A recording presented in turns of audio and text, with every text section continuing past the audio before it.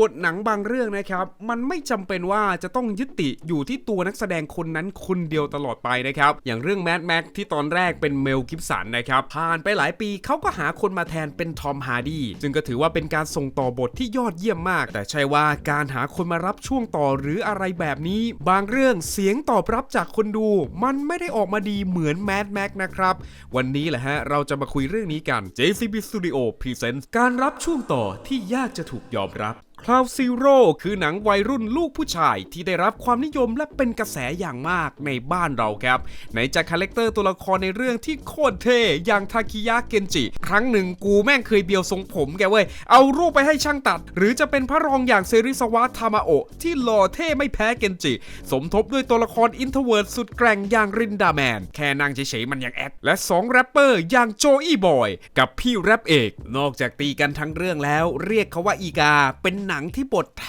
บจะไม่มีอะไรเลยครับบ้านเราได้ดีเพราะไม้เรียวคูในอีกานี่คือได้ดีเพราะเคยตีครูคราวซีโร่เลยไม่ใช่หนังที่จะถูกใจทุกคนครับเพราะมันเหมือนดาบสองคมไปชักจูงเด็กบางคนที่แยกแยะไม่ได้ให้เกิดพฤติกรรมเลียนแบบแม้หนังอาจไม่ถูกยอมรับจากผู้ใหญ่หลายคนแต่ตัวหนังมันก็ประสบความสำเร็จอย่างมากมีภาคต่อตามออกมาในปี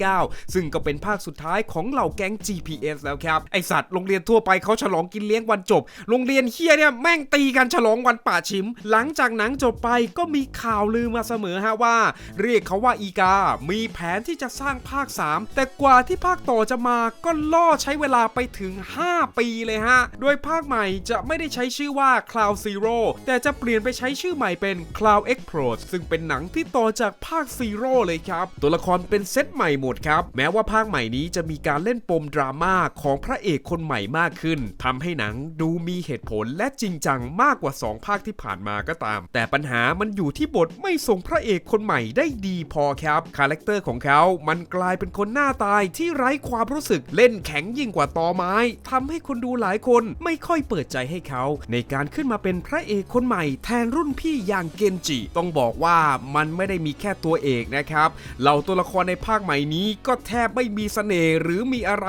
ให้น่าจดจำเลยในขณะที่ภาคเก่าอย่างซีโร่มันมีเหล่าตัวเสริมที่บทบาทเด่นชัดมากภาค 3มันยังต้องเอาลินดาแมนจากซีโร่มาแบกคิดดูไอ้เฮียนี่ก็เรียนไม่จบสักทีไหนจะข่าวเช้าเชิงชู้สาวของมาซาฮิโร่ฮิกาชิเดะนะครับพระเอกภาค X-Pros ที่ภรรยากำลังตั้งท้องลูกคนที่3ครับแต่เจ้าตัวไปแอบแซบกับดารารุ่นน้องที่ตอนนั้นยังไม่บรรลุนิติภาวะครับทั้งหมดนี้เลยเป็นเหตุให้คนญี่ปุ่นหลายคนเกลียดเขาอย่างมากและอีกาภาค X-Pros รายได้ก็ไม่ดีด้วยนะครับแผนที่จะสร้างเรื่องนี้เป็นไตรภาคใหม่เลยถูกยกเลิกเหมือนว่าการรับช่วงต่อเป็นพระเอกคนใหม่ที่แสดงโดยมาซาฮิโร่ฮิกาชิเดะนั้นช่างยากที่จะได้ใจจากแฟนอีกาแกลลี่ครูเปอร์ครับคือนักแสดงชาวอเมริกันที่โด่งดังอย่างมากในช่วงปี 1925 เขามีผลงานแสดงมากกว่า 100 เรื่องเคยได้รับการเสนอชื่อเข้าชิงรางวัลออสการ์ถึง 5 ครั้งในสาขานักแสดงนำชายยอดเยี่ยมแม้เจ้าตัวจะจากโลกนี้ไปนานแล้วแต่ผลงานแสดงของเขาได้กลายมาเป็นแรงบันดาลใจให้กับน้องนักแสดงรุ่นใหม่ๆแกรี่ยังถูกจัดอันดับโดยสถาบันภาพยนตร์แห่งอเมริกาโดยเขาอยู่อันดับที่ 11 ของหมวดนักแสดงชายในตำนานที่ยอดเยี่ยมที่สุดของโลกครับหนึ่งในผลงานที่โดดเด่นของเขาก็คือเรื่อง Mr. Deep Gone to Town หนังตลกรัก Feel Good แบบ GTH แต่อยู่ในสมัยพระเจ้าสามหักครับในตอนนั้นหนังเรื่องนี้ถูกใจคนดูและนักวิจารณ์ในยุคนั้นอย่างมากแม้จะผ่านไปถึง 89 ปี Mr. Deep Gone to Town ที่แกรี่แสดงไว้ก็ยังยอดเยี่ยมและสามารถครองใจของนักวิจารณ์ในยุคนี้ได้ไม่น้อยจนกระทั่งหนังเรื่องนี้ถูกนำมารีเมคสร้างใหม่โดยใช้ชื่อสั้นๆว่าบักดิฟโดยนักแสดงที่มาแทนแกลลี่คูเปอร์ก็คืออดัมแซเลอร์ต้องบอกว่าในช่วงเวลานั้นอดัมแกมาแรงมากครับในฐานะนักแสดงตลกชายแต่การที่อดัมมาเล่นเป็นตัวแทนคนใหม่ของแกรี่นั้นมันไม่ใช่ตัวเลือกที่ดีเท่าไหร่นักอดัมแกเปลี่ยนหนังให้กลายเป็นตลกแบบ 100% และเล่นเป็นตัวเองครับต่างจากเวอร์ชันแกรี่ที่มันจะเป็นตลกตามจังหวะและโทนเรื่องของต้นฉบับจริงๆมันคือหนังรักดราม่านะครับแต่พี่อดัมแกมาเปลี่ยนเป็นตลก6ฉากเลยฮะและช่วงที่อดัมแกโปรโมทหนังนะฮะแกเลี่ยงที่จะตอบคำถามที่สื่อมักเปรียบเทียบตัวแกกับแกรี่คูเปอร์อยู่เสมอเพราะแกรู้อยู่แล้วว่าหนังรีเมคเรื่องนี้มันไปคนละทางกับต้นฉบับเลยอย่าลืมนะครับว่าแกรี่คือนักแสดงที่เคยเข้าชิงออสการ์ถึง ถึง5 ครั้งเขาไม่ใช่ตลกแบบอดัม แซนเลอร์ถ้าให้เปรียบเทียบตัวรีเมคก็เหมือนหนังพาโรดีอีกทีหนึ่งครับแม้มิสเตอร์ดิฟรีเมคที่แสดงโดยอดัม แซนเลอร์จะพอมีคนชอบอยู่ไม่น้อยก็ตามแต่ถ้าเราเทียบกับเวอร์ชั่นต้นฉบับแล้วอดัมยังไม่ได้ถูกการยอมรับเท่าที่ควรในการรับช่วงต่อบทนี้จากแกรี่ คูเปอร์คุณผู้ชมครับหนังเรื่องโรบินฮูดโรบินฮูดมันคือประวัติวงการภาพยนตร์เลยนะฮะเปลี่ยนนักแสดงมาไม่รู้กี่นักต่อกี่นักแล้วมีเป็น100 กว่าเรื่องอ่ะแม่งทำเป็น Multiverse of Robin Hood ได้เลยนะไอ้เหี้ยมึงไม่เกี่ยวด้วยความที่หนังโรบินฮูดมันมีหลายเวอร์ชั่นแน่นอนว่ามันก็จะมีทั้งเรื่องที่ดีกับแย่ปะปนกันไปแต่เวอร์ชั่นที่หลายคนไม่ค่อยยอมรับเท่าไหร่ว่า This is Robin Hood ก็คือเวอร์ชั่นปี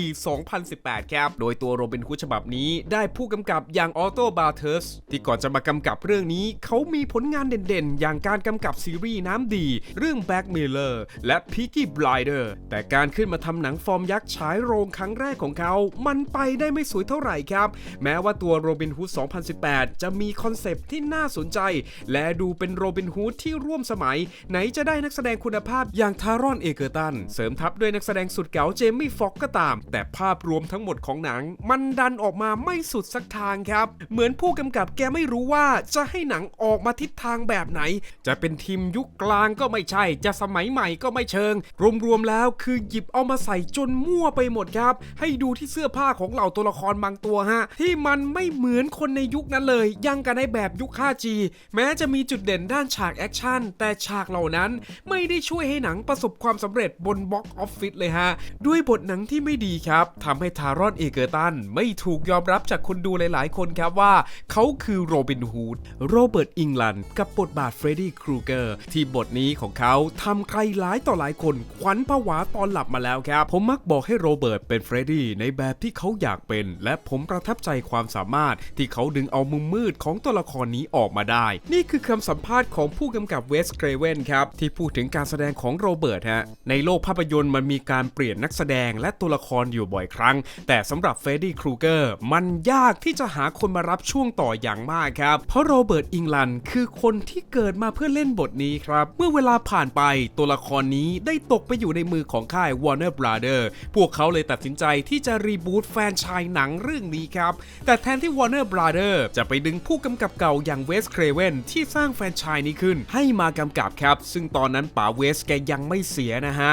พวกเขาไม่ทำแบบนั้นครับค่ายไปเอาผู้กำกับที่ชื่อซามูเอล เบเยอร์มาทำฮะซึ่งผลงานของซามูเอลส่วนใหญ่มีแต่กำกับมิวสิกวิดีโอเพลงครับสำหรับ A Nightmare on Elm Street ภาคใหม่นะฮะตัวหนังจะเล่าที่มาและภูมิหลังของตัวละครนี้ก่อนที่เขาจะกลายเป็นไนท์แมร์มีการเปลี่ยนนักแสดงเฟรดดี้ ครูเกอร์เป็นคนใหม่แทนที่โรเบิร์ต อิงแลนด์โดยคนที่รับช่วงต่อคือแจ็คกี้ เฮลี่ก่อนหน้านี้แจ็คกี้แกมีผลงานแสดงที่โดดเด่นจากเรื่อง Little Children ครับแม้ว่าเจ้าของบทดั้งเดิมอย่างโรเบิร์ตจะสนับสนุนแจ็คกี้แค่ไหนก็ตามนะครับในการเล่นเป็นไอ้นิ้วเขมือบต่อจากเขาแต่แฟนๆไม่ได้คิดแบบโรเบิร์ตฮะเพราะเฟรดดี้ฉบับแจ็คกี้มันถูกเปลี่ยนคาแรคเตอร์จากต้นฉบับไปอย่างสิ้นเชิงแจ็คกี้แกสร้างเฟรดดี้ขึ้นมาโดยใส่ความน่าสมเพชที่แสนเศร้าลงไปในตัวเฟรดดี้ครับซึ่งมันไปขัดกับนิสัยเดิมที่โรเบิร์ตทำไว้เฟรดดี้เวอร์ชันดั้งเดิมไม่ใช่คนแสนเศร้าที่ชีวิตติดลบออกไปทางกวนส้นตีนและชอบเล่นกับเหยื่อครับ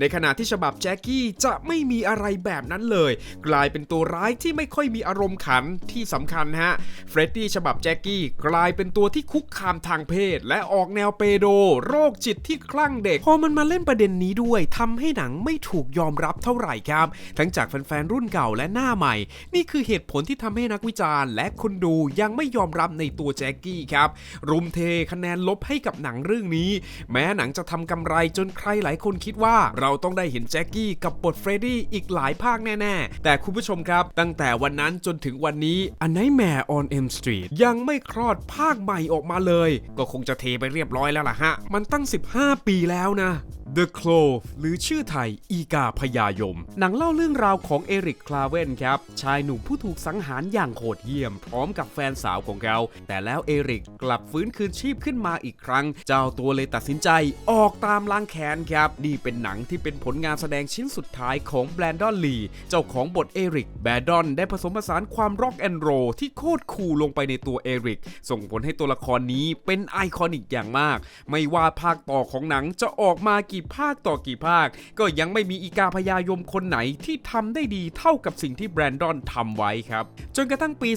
2024 The Cove ก็ได้เลิกทำภาครีบูตและได้นักแสดงมากความสามารถอย่างบิล สการ์สกัดมารับบทเป็นเอริก คลาเวนในตอนแรกที่เขาประกาศชื่อนักแสดงเลยนะคนก็พากันตั้งความหวังไว้สูงครับว่ามันต้องออกมาดีแน่ๆหลังจากที่อีกาพญายมจบภาคแรกไปภาคต่อมามันกากมากเลยฮะยังกับหนังเกรด B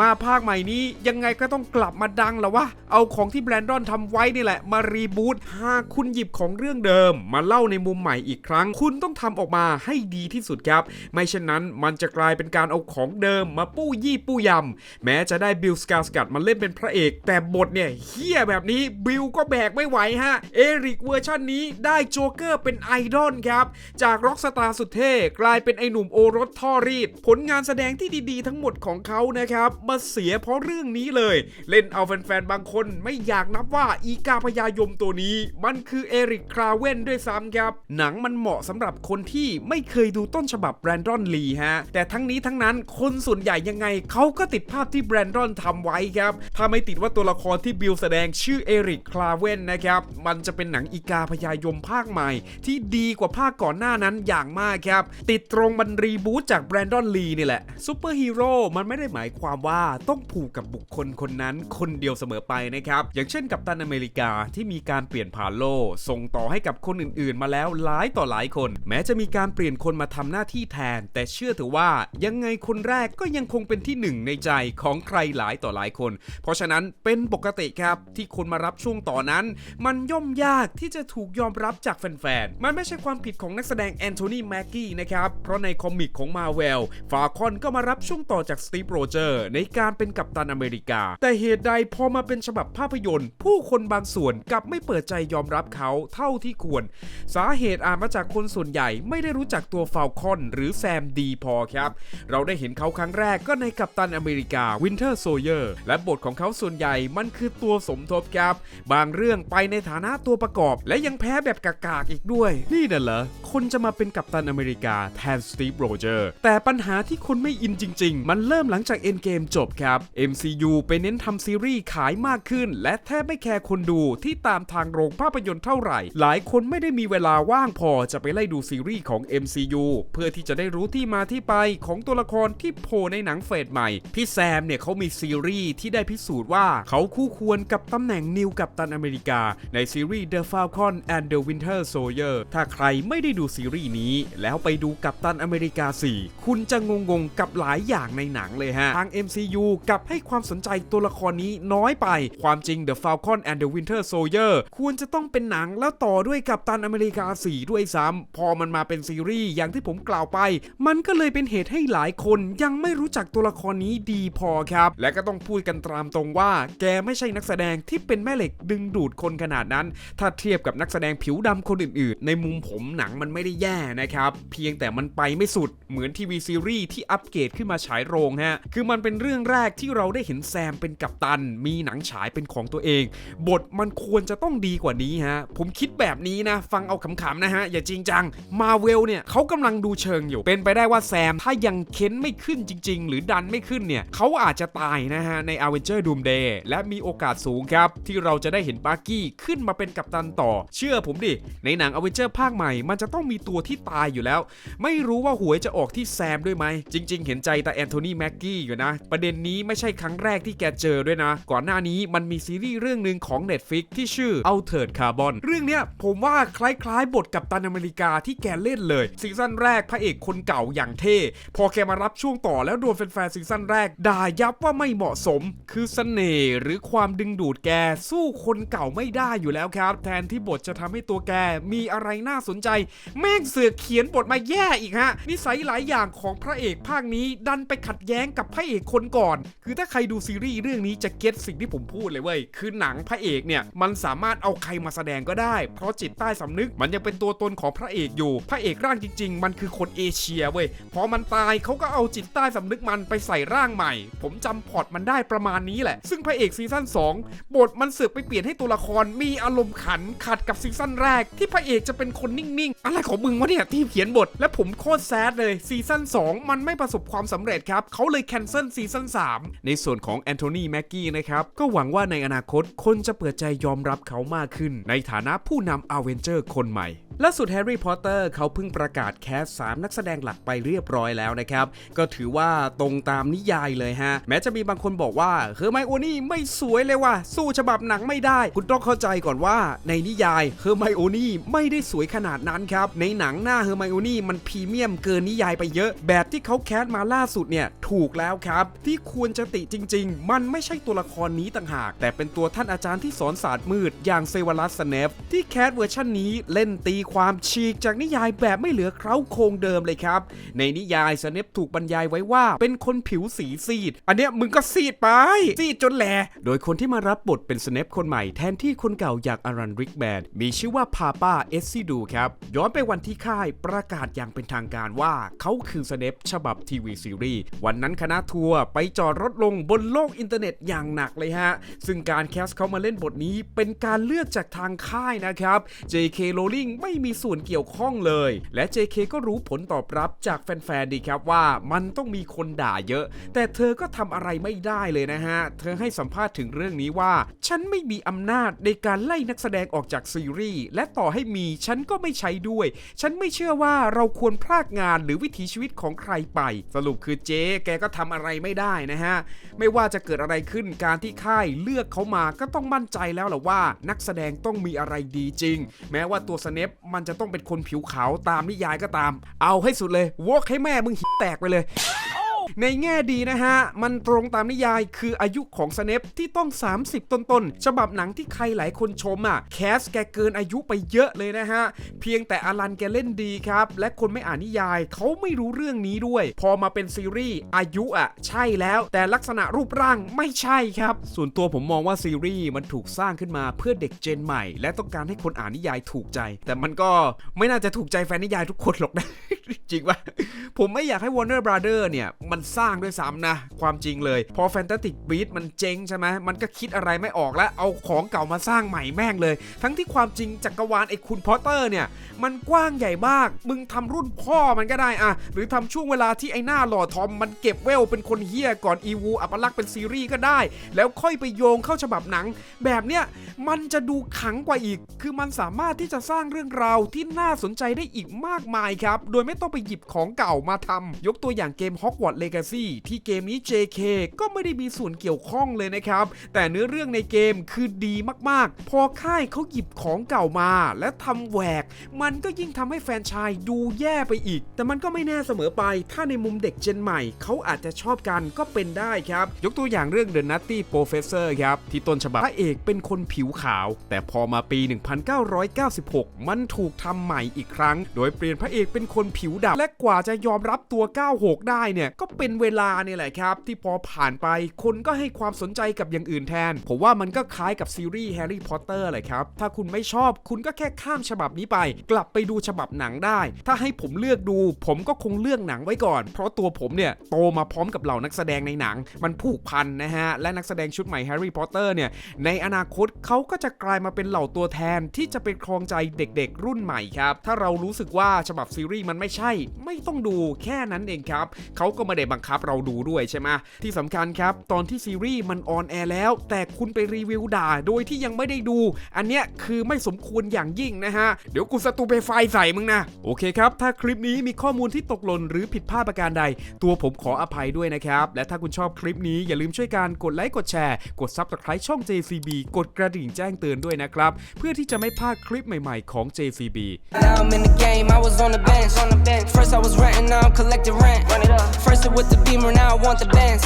Spending all the bag like here I go again.